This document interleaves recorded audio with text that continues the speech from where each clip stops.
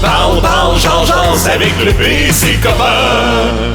Salutations, mon nom est Pierre-Yves Le Péblet. Bienvenue au pas pire moment de Parle, jase avec le P et ses copains, le podcast. Ouais, cette semaine, des excellents pas pire moments juste pour toi. On va parler avec Céline Rousseau de Tourisme Centre du Québec pour savoir comment ça se passe dans l'industrie en ce moment en temps de pandémie. Et également, notre collaboratrice Lydia Jacques aujourd'hui nous présente deux personnes vraiment intéressantes du théâtre parmi nous. Oui, alors ces deux personnes que vous connaissez, ben, si je vous dis Jean-François Gascon et aussi Anne-Sylvie Gosselin. Alors Anne-Sylvie, elle est comédienne, membre de l'Union des artistes, fait partie de la belle gang du théâtre parmi nous. Mm-hmm. Et Jean-François, qui est son chum, c'est un couple en passant. Okay. Eh bien, lui travaille comme co-directeur toujours du côté du théâtre parmi nous. Alors, c'est un couple et c'est pour ça qu'on le ramène. Je ramène ça parce que je ne sais pas si vous êtes au courant, mais hier et aujourd'hui, c'est qu'on a fait un genre de plan de relance économique du secteur culturel. Ouais. On avait fait le grand dévoilement le 1er juin dernier. Mm-hmm. Et là, pendant ces 2 journées qui viennent de se terminer, on a décidé de répondre aux questions, d'expliquer les différents programmes, quelle sorte de bourse qu'on va offrir donc aux artistes également. Et puis, c'était un genre de webinaire ou encore une séance d'information virtuelle. Et ne vous en faites pas, pour tous ceux qui l'auraient manqué, eh bien, vous n'avez qu'à aller sur ce site. Est-ce que vous voyez bien, ouais. Là? Bon, ça, je vais vous le dire. Ça veut dire le calque, très important. C'est notre Conseil des arts et des lettres du Québec. Okay. C'est une société d'État. Ah, c'est un Q. C'est la lettre Q, hein? Excuse-moi. Oui, c'est un Q. Tout passe par le Q. Ouais, calque. C-A-L-Q. OK. Alors, c'est des mesures donc pour aider nos artistes, nos écrivains, les organismes, donc finalement surmonter la crise. Alors, en même temps, j'ai pu rencontrer Anne-Sophie. J'ai une bonne nouvelle. Tu m'avais demandé un genre de radio-roman où on pourrait lire quelques textes. Oui, parce que Radio-Canada annonce qu'ils font le grand retour des radiothéâtres, donc à la demande générale. Ça, c'est le plus grand mensonge de l'univers, by the way. La chaîne ici, Première, diffusera 7 pièces de théâtre adaptées pour la radio à travers le pays et on voit Guy Nadon carrément sur la photo de cet article-là et Guy Nadon en voix radiophonique, c'est un dieu, rien de moins. Et moi, je me suis dit, quand j'ai vu ça, va falloir qu'on se fasse au moins juste un sketch ou une scène d'une pièce de théâtre en radio théâtre dans le podcast, ça serait très drôle. Donc, tu es en train de me dire que tu aurais peut-être une plug... Ben oui. J'ai appelé Anne-Sophie tout de suite après notre conversation. Et puis, là, elle dit au début, là, Lydia, je te rappelle, je suis en train de dîner. Parce que moi, j'appelle toujours à l'heure du souper, à l'heure du dîner. Ouais, quand il faut pas, ouais, je sais. C'est ça, elle me connaît. Alors, tout ça. Et finalement, elle m'a dit, c'est intéressant. Elle a vraiment été très enflammée, très allumée là-dessus. Okay. Et elle dit, on devrait peut-être présenter une pièce comme un extrait du théâtre parmi nous, parce qu'on sait que c'est quand même de très bonnes pièces qu'on présente. Ouais. Je dis, c'est une pièce pour les enfants, ça peut faire. Et puis, ça serait le fun on donne du texte à l'EP, on donne du texte à Guy. Et puis, avec nous aurons les droits. Oui. Nous aurons les droits. Et voilà. En plus, on aura les droits d'auteur. Là, il n'y aura pas de problème. Hein? Fait que c'est bon, ça.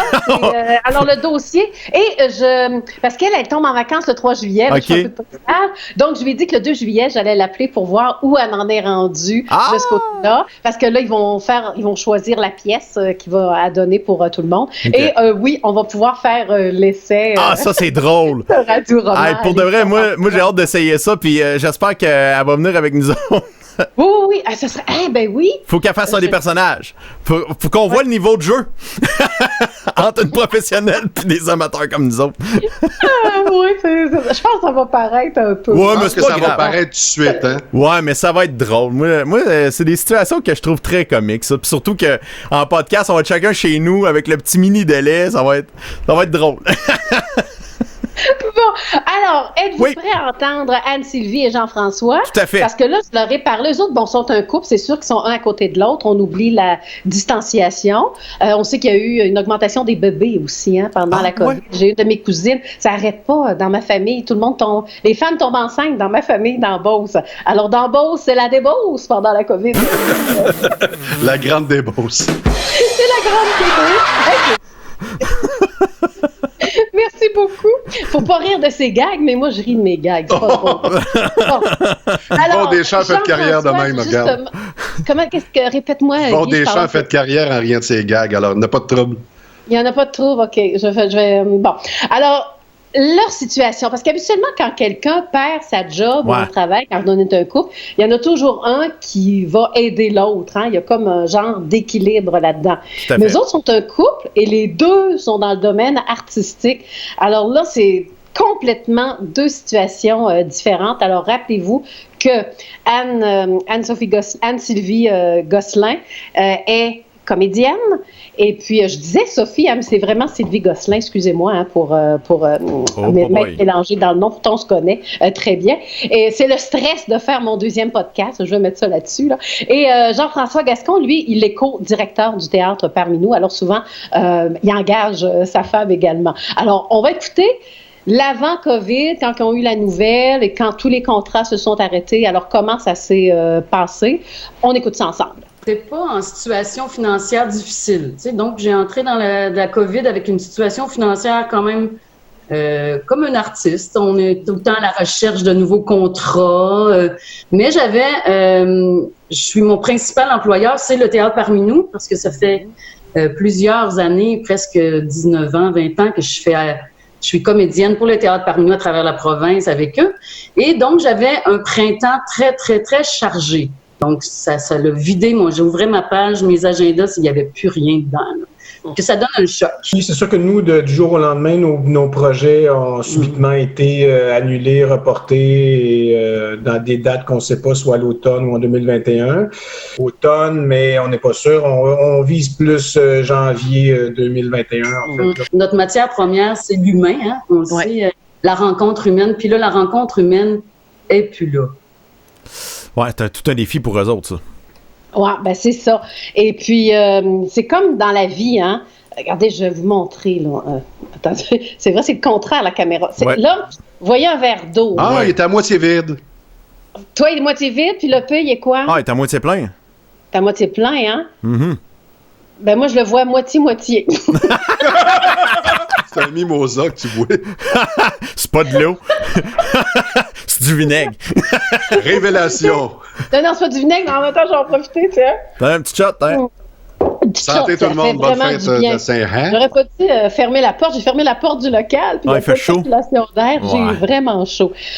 Pour notre deuxième clip, ce que vous allez entendre, parce que vu qu'on est dans un plan de relance économique pour notre secteur culturel, qui est organisé également par la CALQ, alors voici. Je leur ai demandé très directement, avez-vous reçu un montant d'argent depuis le dévoilement du plan de relance, donc qui date quand même du 1er juin dernier? Voici la réponse. La réponse, c'est non. Au provincial, les montants qui ont été annoncés, il y a beaucoup d'appels à projets pour les compagnies, en fait, pour les individus aussi, les créateurs. Donc, concrètement, il y a des appels à projets au Conseil des arts et lettres du Québec, dont nous, comme compagnie, on peut faire les demandes. C'est sûr qu'il y a beaucoup de numérique dans il y a beaucoup cet aspect-là. Nous, on défend beaucoup l'art vivant, on est du théâtre, donc on essaie quand même de plus pousser sur le fait que la rencontre humaine est quand même importante malgré tout, avant de basculer dans le numérique, essayer toutes sortes d'affaires. De toute façon, c'est pas notre travail, puis on peut le faire. On l'a fait avec des capsules vidéo, ça va, mais... À long terme, on voit pas comment on devient réalisateur de films ou de téléséries. C'est du théâtre. Transformer notre rôle. Captation, théâtre, filmer, c'est pas la même chose. On n'a pas la rencontre humaine, puis ça, tout le monde. Mais tu as raison, le fonds supplémentaire qui a été octroyé, c'est pour de la création qui serait adaptée à la nouvelle réalité du COVID. Donc, ils vont donner des sous pour les gens qui vont faire des demandes de subventions pour adapter des projets en fonction de la COVID, en fonction des nouvelles mesures d'hygiène. Oh, donc votre adaptation à vous, ça serait quoi? Je dis vous parce que vous êtes deux, là. Ça serait quoi? Et le théâtre parmi nous, je ne sais pas si vous allez aller... On a différents scénarios, là. On évalue différentes possibilités de pouvoir diffuser notre théâtre avec une partie peut-être en vrai, mais une partie aussi captée en vidéo. Il y a différentes choses qui sont évaluées en ce moment. On va voir avec les appels à projets aussi qu'est-ce que ça amène. Puis peut-être faire un peu comme nos joueurs de hockey vont faire, hein? On est sur place, on est en quarantaine 15 jours et après ça, on travaille ensemble. Oui, c'est ça, comme les plateaux de tournage. Moi, il y a certains plateaux de tournage, nous, on est moins là-dedans, mais à Montréal, j'entends beaucoup de comédiens dire que il y aurait peut-être des quarantaines pour les acteurs qui allaient travailler sur des plateaux, mais c'est pas du tout le monde qui sont d'accord avec ça. Ça veut dire de se couper de sa famille 14 jours, plus tout le temps de tournage aussi. C'est quand même quelque chose à demander à une équipe. Oui, surtout qu'il n'y a pas de sous encore, là. Oui, ils vont travailler avec des plexiglas qui vont effacer au montage. Ah oui. Quelque chose. Oh, Ils ont les moyens de le faire, tu sais, avec le numérique, tout ça, de travailler avec des plexiglas entre les acteurs, mais ils effaceraient ça au montage. Ou des baisers avec un plexiglas. Oui, c'est ça! Investir dans la culture de cette façon-là, avec votre corps, votre esprit, venez nous voir, venez échanger. Aïe, aïe, aïe. Bon, là, j'ai quelque chose à vous montrer, les gars. Vas-y. J'ai un plexiglas. J'ai acheté ça. OK. Bon, alors, visière. Hein? Une belle visière. Belle visière. Alors, j'y vais. Ça donne quand même un style Star Wars. Attends un peu. Bon, comme ça. Je le savais. Je veux ça dans l'auto-promo. Ça, là, c'est bon. J'aurais dû me pratiquer. OK. Bon, tu vois, là, je le vois croche. Voyez-vous croche, surtout aussi? Oui, on voit très croche, mais c'est drôle. C'est pas grave. Regarde, ça donne ce look-là. Ouais. Alors, essayez de m'embrasser. Je m'approche. Bon, ça ressemble à ça, un plexiglas. Bon. Je ressemble à la coupe Charlebois. OK. C'est très féminin, c'est de la classe quand même. Hein? Regarde, là, je vais finir l'émission. C'est sur le moment dans le show où je prends ma pression. Hein. Oh, ouais. Ah, Seigneur. Guy prend sa pression, là, beaucoup à cette heure. Il a sa machine, tout. Pourquoi? À cause du baiser plexiglas? Exactement. Ça oui, là, c'est trop d'émotions en même temps. Moi, préviens-moi avant que tu vas faire ça, là. Ah! Pourquoi? C'est tout moche. Tout. Il n'y a rien de plus normal que bisou. Ah là, je le sais. L'amour, c'est normal, les rapprochements, la visière, la coupe de cheveux. Oui. Tout est beau. Alors. Tout ça va bien? Je vais prendre ma pression pour vrai. Continue le reportage. Continue. OK, tu veux que je continue? Bon, avec tout ça, je t'ai rendu où? Ah oui, à notre troisième clip. Oui. Alors, là, j'ai demandé, moi, à Anne-Sylvie, j'ai dit, ça ne te tenterait pas parce que c'était, une semaine plus tard qu'on avait fait cette entrevue-là. Après ça, je dis, on va en faire une nouvelle pour que tu puisses faire une réflexion. Comment on peut visualiser l'état d'un artiste aujourd'hui en tant que travailleur autonome, évidemment. Ben, elle a accepté. On écoute Anne-Sylvie Gosselin. Oui, merci. Ma réflexion, c'est ainsi que je suis comédienne et par conséquent travailleur autonome depuis ma sortie de l'université en 96. Parce que je suis passionnée par mon métier d'interprète et prête à tout faire pour continuer à exercer ce travail toute ma vie. Parce que depuis trop longtemps, je dois m'assurer de toujours avoir une autre job dite alimentaire pour combler mes besoins de subsistance, comme me nourrir, me loger, me vêtir, m'éclairer, me chauffer pour vivre. Parce que ce deuxième emploi me prend beaucoup d'énergie et me cause souvent plusieurs situations de conflit d'horaire et m'empêche par surcroît de me concentrer uniquement sur mon rôle de pigiste. Parce que j'ai plusieurs rôles, dont celui de mère de famille, et que je suis responsable d'offrir à mon enfant le minimum, et je dirais aussi le meilleur. Mais avant tout, lui offrir mon temps. Oui, je savais que ce métier venait avec des horaires atypiques et une grande insécurité financière. Oui, je savais que j'aurais à me retrouver un nouveau contrat après la fin de chaque production théâtrale. Que j'aurais à me reconstruire, à me réinventer, à me discipliner, à me vendre, à être proactive, à chercher la meilleure idée pour créer mes propres projets, à me tricoter une vie et des budgets, à essuyer de centaines de refus, à m'adapter constamment à de nouvelles équipes, de nouvelles villes, de nouveaux auteurs. Oui, c'est ce que j'ai choisi. J'ai choisi un métier et non pas l'obligation d'être une travailleuse en situation de précarité. Mais ça venait avec. J'ai un travail intermittent qui me rejette chaque fois à la case départ. Bref, je perds ma job chaque fois. Je gruge mes économies jusqu'au prochain contrat. Mais est-ce qu'en 2020, les choses pourraient enfin changer pour nous? Je réfléchis. Après plusieurs années à Montréal, je suis revenue à la maison, au centre du Québec, où vivre coûte moins cher. Je m'éloignais par contre de l'activité intense et artistique de la grande ville. Encore une fois, j'ai pris un risque. Parce qu'aujourd'hui, je suis fidèle au Théâtre Parmi nous de Victoriaville et que lui aussi m'est fidèle. Parce que je vis en couple et qu'à deux, on s'entraide. Parce que ma famille n'est pas loin et me soutient. Parce qu'aujourd'hui, je me suis trouvé un emploi à temps partiel solide pour combler les vides. Malgré tout, j'aurais envie de vivre de mon métier et uniquement de lui dans toutes ses déclinaisons. Faire du théâtre, du cinéma, de la télé, de la voix, du doublage, en n'ayant pas peur du vide entre chaque contrat. Parce qu'après 24 ans de métier, j'en ai marre d'avoir peur de manquer d'argent. Parce que depuis le 13 mars 2020, j'ai perdu mes contrats et beaucoup d'argent. Et je ne sais pas quand je vais pouvoir reprendre mon métier de comédienne. Avec la pandémie, l'avenir est plus qu'incertain et je commence à avoir peur. J'aimerais que les instances gouvernementales du Québec et du Canada me permettent d'avoir un filet social. J'aimerais avoir droit au chômage entre chaque contrat comme tous les autres travailleurs. J'aimerais que ceux qui disent que nous sommes importants pour notre société reconnaissent notre statut de travailleur. J'aimerais qu'on cesse de croire que jouer, c'est juste du fun et qu'on peut offrir gratuitement nos énergies. Et je cite un extrait d'un article intitulé « Qui voudrait encore être travailleur autonome ?» Les artistes ne demanderaient qu'à reprendre leurs activités, mais la nature même de leur métier ne leur permet pas d'envisager une reprise à court terme. À plus long terme, nous joignons notre voix à la voix de ceux et celles qui réclament une révision de notre filet social. C'est un article qui est paru dans la Presse Plus de samedi passé, le 13 juin, et signé entre autres par Sophie Préjean, la présidente de l'Union des artistes. Moi, j'y crois depuis toujours. En France, notamment, les artistes ont ce statut de travailleur intermittent. Ça existe depuis des années en Europe.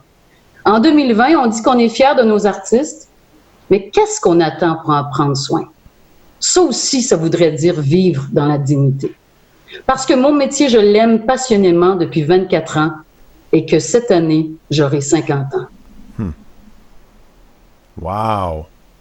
Ah, c'est quelque chose, hein? Mais... Puis, on revient à notre, tu sais, le verre, là, à moitié vide, à moitié plein, là, dans ce texte-là. Tu sais, dans le fond, un jour, elle a eu à décider entre est-ce que je choisis ce métier-là puis je deviens travailleur autonome ou encore, j'écoute vraiment mon cœur et puis qu'importe ce qui va arriver, je fonce là-dedans, même si c'est téméraire. Puis aussi, le jugement là-dedans, des fois, on annonce à ses parents qu'on veut devenir comédien, comédienne. Voyons, c'est pas un métier, c'est un side. Ah, trouve-toi une vraie job, Colin. C'est exactement. Ça, c'est la phrase que... Mais en fait, c'est tous ceux qui sont dans le domaine artistique, pas juste comédien, comédienne, excuse-moi, là, mais elle parlait, puis...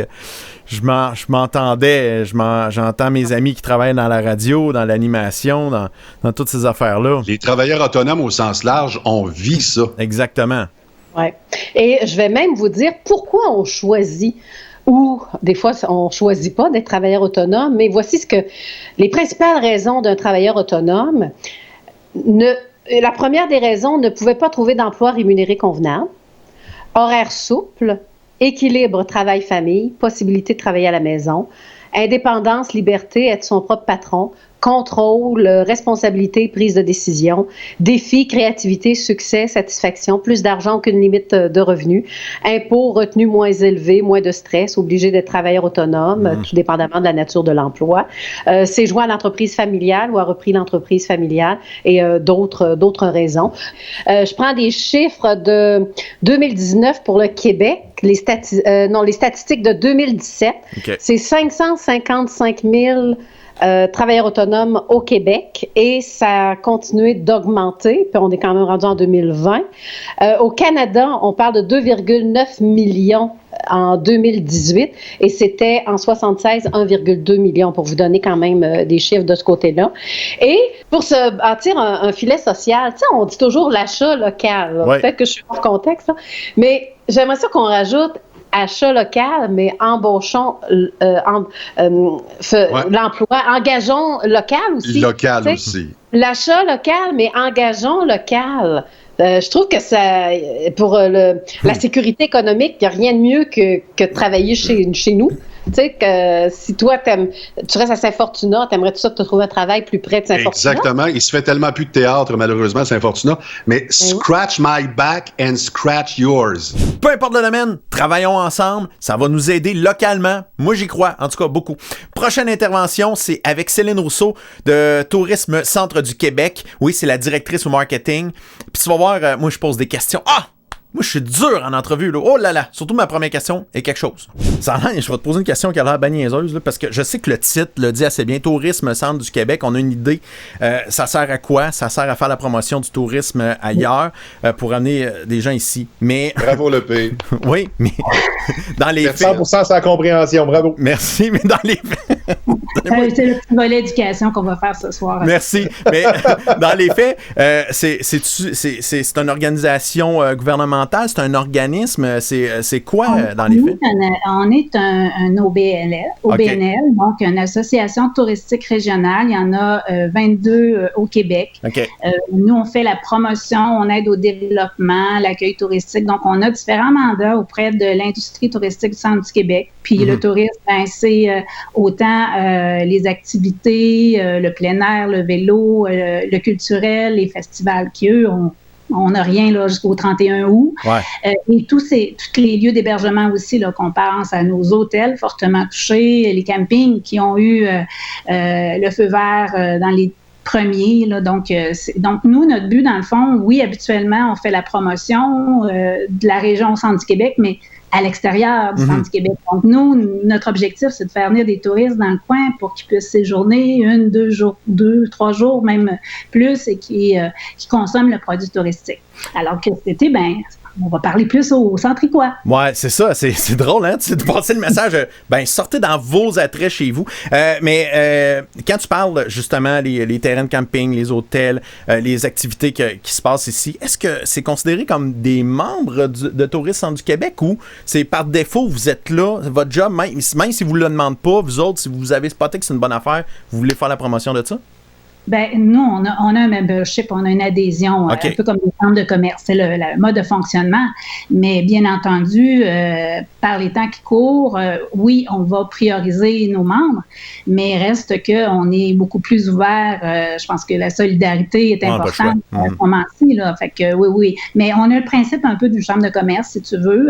Oui, on relève du ministère du Tourisme, mais en même temps, on n'est pas gouvernemental. Là. On n'est pas une division ou un département régional là, du ministère du Tourisme. Excellent. Bon, ça, cette partie, regarde, ça va l'air niaiseux, ma question tantôt, mais là, je le sais, là, j'ai compris toute la patente, comment ça fonctionne. Donc, là, une fois qu'on sait que tout est arrêté, qu'il faut repartir des affaires, là, la première affaire, c'est les terrains de camping qu'on a entendu parler. Est-ce que vous avez de l'information qui vient du gouvernement? Stand-by, il y a telle affaire qui peut arriver ou vous apprenez vraiment au jour le jour? Écoute, nous, on l'apprenait en même temps qu'à peu près tout le monde. On avait le point de presse tous les jours à 13h. Moi, je m'assoyais dedans, puis je m'assoyais devant la télé, puis je prenais des notes, puis j'apprenais en même temps que tout le monde. C'est assez... je pense, qui a été le plus difficile parce que, oui, tout a arrêté en même temps, mais là, on reprend graduellement. Puis, tu sais, on comprenait, on suivait vraiment ce que la santé publique dictait.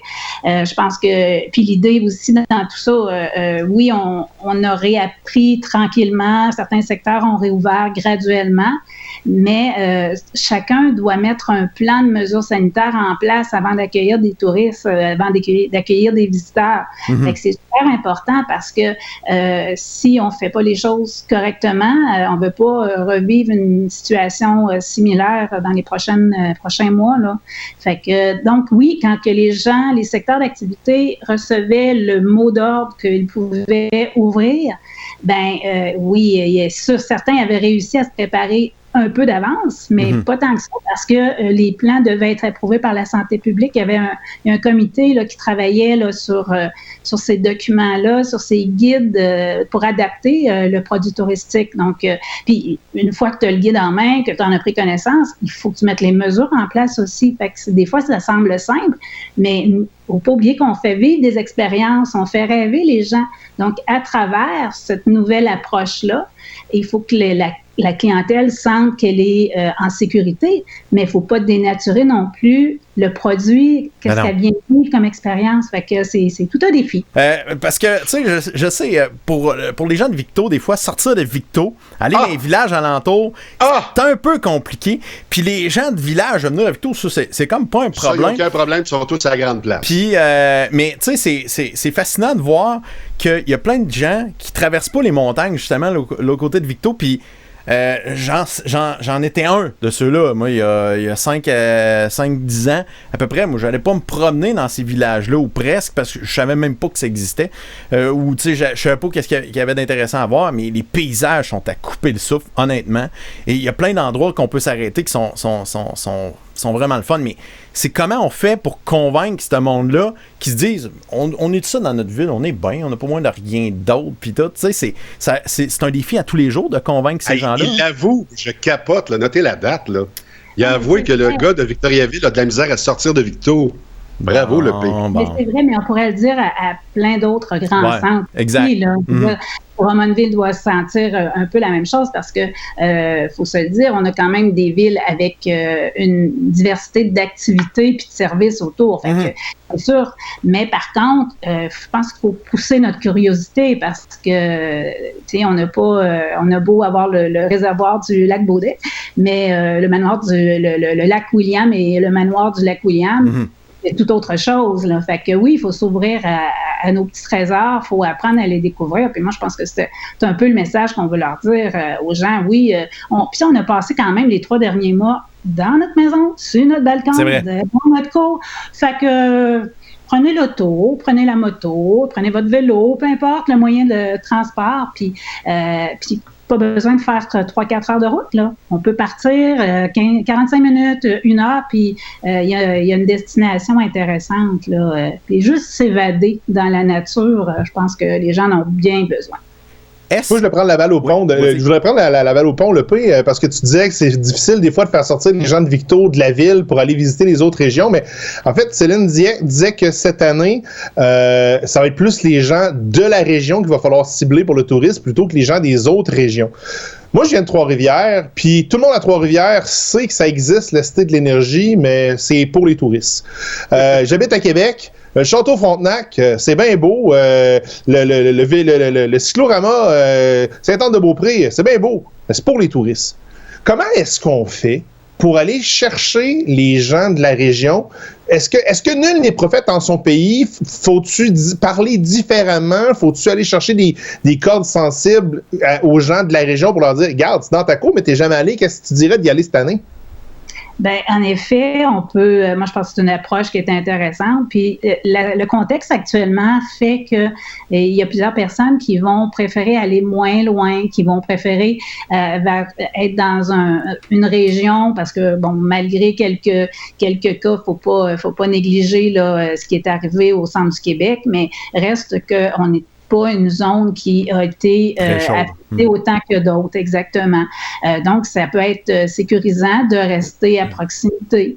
Donc, c'est un peu, sans être un message qu'on veut utiliser, mais c'est vrai que nul n'est prophète en son pays et c'est valide pour tout le monde. Moi, je me souviens...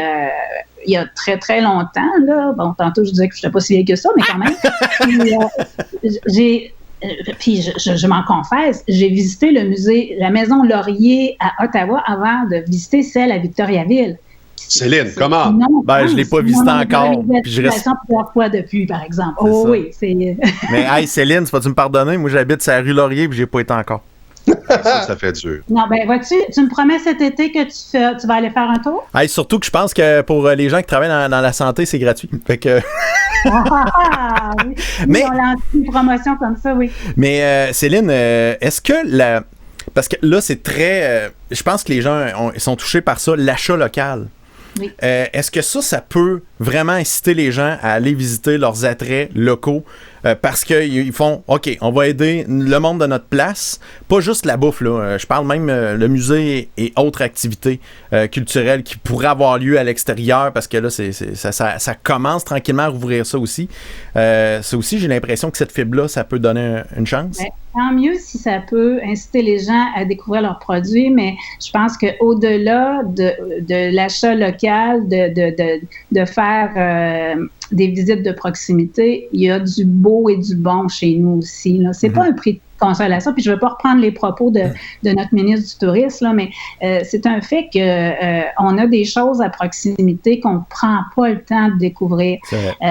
Et je pense que c'est un peu ça aussi. Là, tu sais, les gens ont le loisir de se promener un peu partout. Puis là, les frontières étant fermées aussi, les gens vont visiter beaucoup plus le Québec cet été. Ils ont été longtemps confinés. Donc, puis on a de la parenté un peu partout au Québec qui peut venir nous voir aussi. Là. Fait que moi, je pense que il y a la proximité, la sensibilité au local, mais c'est pas au détriment d'un produit de qualité, là. Puis sans compter qu'on peut aussi revendiquer notre poutine. Fait que là, on peut s'amuser à longueur d'été pour aller se promener, puis les essayer, puis se faire un répertoire, puis laquelle est la meilleure. Oui, mais là, c'est ça, là, tourisme là, de votre région, là, ça se prononce pour Victo ou pour Drummond? Là? Voyons. Moi, je veux pas partir de guerre, mais à un moment donné, vous êtes comme la directrice de marketing des deux villes. Là. Vous êtes très, très chaud, ça, là, mais elle vient du centre du Québec. C'est correct. On ne sait pas dans quelle ville exactement, à quel moment, mais c'est la meilleure est au centre du Québec. C'est ça qu'il faut dire. C'est ça qu'il faut dire. Avec le fromage le plus frais, il n'y en a pas aucune autre sur la planète. Comptez sur moi pour sacrer le feu à la conversation. mais sérieusement, si tu vas avoir un débat politique, là, parle de poutine. Ici, là, à Victoriaville ou à Drummondville, j'ai habité les deux endroits. Évidemment, je suis de la région de Victoriaville. Dès que tu parles de poutine, c'est terminé. Les oreilles se ferment. Soit que tu es convaincu que ça vient du roi Giuseppe, soit que tu es convaincu que ça vient du lutin qui rit. Puis il y en a même qui vont dire que le fromage a été déposé à Princeville. Il y a toute une énigme qui peut... On pourrait faire un livre, une encyclopédie là-dessus. Fait que il y a d'histoires à raconter, là. C'est vrai. Est-ce que c'est une des questions, quand ils voient Tourisme Centre du Québec, quand vous allez voir les autres régions, est-ce que c'est une des questions qui revient souvent? On vous parle souvent de la poutine? Non, pas tant que ça. Okay. Je dirais que, oui, parce que c'est nous qui l'amenons souvent sur le sujet. C'est ça, c'est nous autres qui le fait. Oui, mais tu sais, on faut quand même revendiquer ce qu'on a, hein, puis on a plein de belles choses, mais la poutine est quand même née ici. T'as raison. Parce que c'est un peu aussi, tu sais, on teinte les discours selon notre personnalité, puis pour certains qui me connaissent, j'ai vraiment... moi, je mangerais de la poutine 3 fois par jour, fait que ça me dérange pas d'en parler. Elle existe, la femme parfaite, je l'ai dit. C'est Céline. Elle existe, mais c'est parce qu'elle, je sais pas où ça va nulle part. Non, c'est ça. Elle est filiforme. Vous voyez, je causais pas, oui. Le confinement, des fois, là... Céline, je suis en train de te lavarder sur Tourisme Centre du Québec. On peut nous répondre, semble-t-il, concernant entre autres les maisons et chalets à louer. Mais étant donné que tu es là et c'est la grande question dans l'actualité aujourd'hui, je regardais un reportage sur TVA où on parlait de la Mauricie, où on parlait du Bas-Saint-Laurent et il semblerait que le taux d'occupation des chalets est très élevé. Qu'en est-il pour nous? Moi, j'ai pas les chiffres pour la région, mais je sais que ce qui se passe actuellement, c'est que oui, c'est une façon de sortir cet été. Puis l'autre problématique aussi, c'est que quand tu as un chalet, il y a au minimum de 24 heures pour pouvoir donner le temps d'une désinfection. Fait que ça réduit le nombre de locations possibles. Fait que ça s'explique un peu comme ça. Mais c'est ça, moi, j'ai pas les chiffres. J'ai pas malheureusement pas eu le temps là, de faire le tour. On est actuellement à regarder dans l'ensemble de nos partenaires comment ça se déroule, ce pré-ouverture-là. Je sais que certains campings, ça va très bien. Pour d'autres, il y a encore possibilité là, de réserver. Fait que c'est variable, ça, je dirais. Là. Ça dépend de l'offre, ça dépend de la clientèle. Donc, oui. Est-ce que, parce qu'on a entendu qu'il y avait beaucoup de gens qui ont fait, nos vacances d'été, on a pris notre budget, on décide de rénover à la maison, puis de faire du cocooning dans la cour arrière, puis tout ça. Quand tu entends ça, est-ce que c'est une source d'inquiétude ou tu te dis, ben c'est normal pour cet été, puis on va se reprendre juste l'été prochain? C'est un discours qu'on entend, mais en même temps, parallèlement à ça, j'ai reçu beaucoup d'appels de gens des environs et même de l'extérieur qui s'interrogent ce qui est ouvert dans la région. Il y a des gens qui sont sans être des habitués, des fidèles au centre du Québec. Donc, oui, pour certains, peut-être que ce sera une décision qu'ils prendront de rester à la maison, mais je suis pas convaincue que ça va être la majorité parce que l'autre aspect, c'est qu'on est une région super accessible, autant en termes de positionnement géographique, quand on parle autour, mais aussi en termes de coûts. Un séjour dans la région est souvent beaucoup plus abordable qu'à d'autres endroits au Québec, là, qu'on pense, bien sûr, on ne parlera pas de Montréal, là, mais à Québec même, où il y a certains resorts là, qui sont plus dispendieux, alors que nous, on a quand même un bon rapport qualité-prix. Il n'y a pas de coût de stationnement non plus. Il y a beaucoup de choses abordables là, dans la région. Fait que moi, je pense qu'on va s'en sortir quand même bien. Suggestion marketing, parce que tu occupes le poste de directrice marketing. Si on avait une pancarte, là, pas loin de Daval-Huiville, inscrit à droite « Île-de-la-Madeleine », penses-tu que ça marcherait? Je pense pas. Moi, j'aimerais mieux parler d'un autre aspect de la région, là, parce que vendre mes voisins, je vais leur laisser faire leur bon job. Non, mais Île-de-la-Madeleine, c'est tellement populaire, puis on peut pas y aller, puis quand on y va, faut faire de la route, puis pas dormir, puis pas d'avoir d'accident. C'est complexe cette année aussi, là. Fait que nous, c'est plus de venir au centre du Québec. Fait que non, je viserais plutôt, je mettrais à la place Kings et Fall, en arrivant proche de la C'est bon, le parc Marie-Victorin, cette année, ça fonctionne-tu? Oui, on va le 24 juin, donc on peut aller faire des visites, fait que c'est super beau, là. C'est super. Mon frère habite juste à côté du parc Marie-Victorin, puis c'est vraiment une belle visite. Je m'attendais pas à avoir du fun de même à regarder des plantes. Non, mais j'avoue qu'il y a plein de choses à apprendre là aussi. Hein? C'est de la culture tout le temps. Absolument. En terminant, Céline, moi, je suis forcé d'admettre dans les 10 dernières années, même 15 dernières années, Victoriaville est victime de son succès et la région du centre du Québec est très prisée par des pré-retraités et des jeunes retraités qui arrivent des grands centres, qui ont habité Montréal, ils ont habité Québec, ils viennent s'installer au centre du Québec, justement parce que c'est très central. Est-ce que souvent, je ne sais pas si tu as des chiffres de ça pour le voir, est-ce que tu vois vraiment qu'une cause à effet, mettons, des gens qui sont venus passer du temps ici comme touristes, peuvent tomber en amour avec la région et s'installer ici? Écoute, c'est pas quelque chose que j'ai entendu de gens. Là. C'est sûr que souvent, nous, on est plus dans des environnements, des salons où c'est vraiment des touristes. Ouais. Ce que j'entends souvent, par exemple, c'est que des fois, c'est des gens qui ont habité ou qui connaissent. Il y a tellement... À entendre les gens, là, je pense on est connu de tout le monde. Les habitants, les Centricois sont connus de partout au Québec parce que à toutes les fois qu'on parle à quelqu'un, j'ai telle famille, ma famille est là, fait que ou bien ils nous positionnent mal, ou bien on est on génère beaucoup de familles et d'enfants. C'est très bon. Hey, merci beaucoup, Céline, d'avoir pris quelques instants. On souhaite que le meilleur pour tes membres, pour l'Organisation de tourisme Centre du Québec et toutes les autres régions du Québec. On veut que tout le monde soit heureux et qu'ils s'en sortent bien dans cette histoire-là. Mais c'est sûr que cette année, pour les gens de la région du Centre du Québec, visite donc ton coin de pays, on va en profiter. T'es pas loin de partir 5 jours, c'est ça qui est le fun. Tu peux partir une journée ou deux, puis t'en reviens. Ça dépayse, puis t'es pas trop loin. C'est vraiment cool. Il y a plein d'activités. Et tu peux même coucher à la maison des fois, aller visiter juste le village québécois d'antan, puis revenir. Oui. Exactement.